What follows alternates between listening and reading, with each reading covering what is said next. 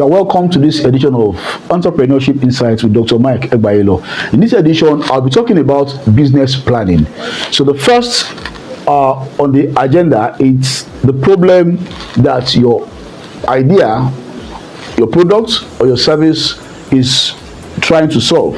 So your business planning, you must tell us what problem have you identified that this particular service or product is going to solve. And then the second thing is the solution. What solution are you offering? You have identified the problem.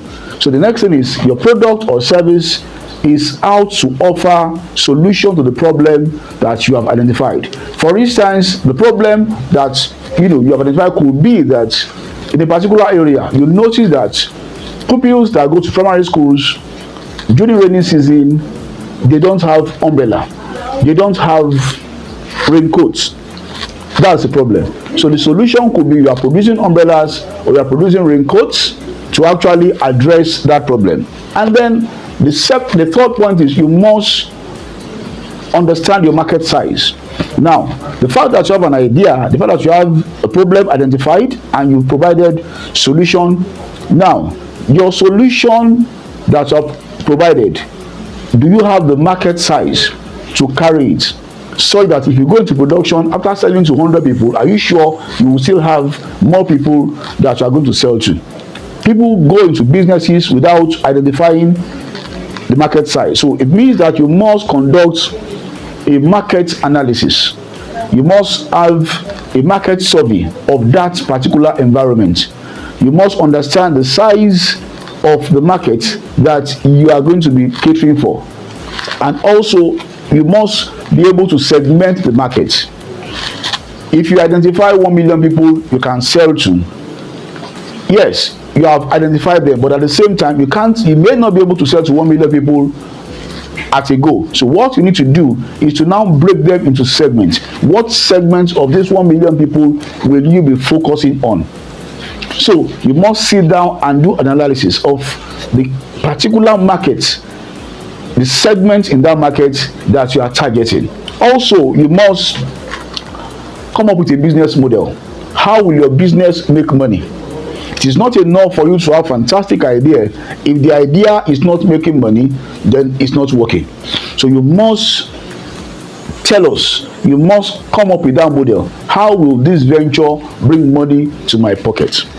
At the same time, what will be the impact of this idea? What will be the impact of this project? So the business model will speak to the returns, how your business will make money, and then the kind of impact that you want to make. And then also, who are your competitors?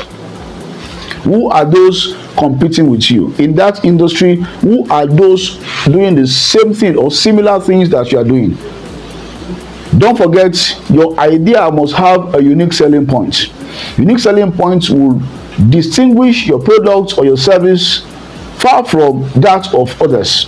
It will be that thing that will make Mr. A or Mrs. B to come and buy from you. It will be that thing that will make people choose you above others. For instance, in Lagos, you will see people, they live in Oshodi. They would take a vehicle from Oshodi. They will go all the way to Badagry to attend the church program, for instance. Could it be that there are no churches between Oshodi and Badagry? Yes, of course there are so many churches, but that USP, that unique selling point, is what they are looking for. There is something that is unique about where they are going, and that's why they are going, irrespective of the distance. So you must think in that line and embed in your product or service idea that unique selling proposition that will make somebody want to use your service, want to buy from you, other than buying from your competitor. And then you must have a marketing plan. You must have a go-to-market plan, so to say. How do you go to market? How do you start this business? How do you ensure return on investment? So you must sit down and analyze your market critically. How do you reach them? Are you going to use the online model to reach them? Websites, social media channels, or you are going to use the on-site model where you go to them physically at locations where they are. So you must sit down and draw up a plan of how you want to reach your market, and then you must assemble a team. Who are those that are going to run with you? What are the skills that these people have? Do they have accounting skills? Do they have tech skills? Do they have human relation skills? What are the skills that they have that will help your business to thrive? And then the traction. Once you've started your business plan must speak to the traction. It must look at the numbers, the number of products you've sold, the kind of revenue you've made, the progress you've made. You must be able to put this down.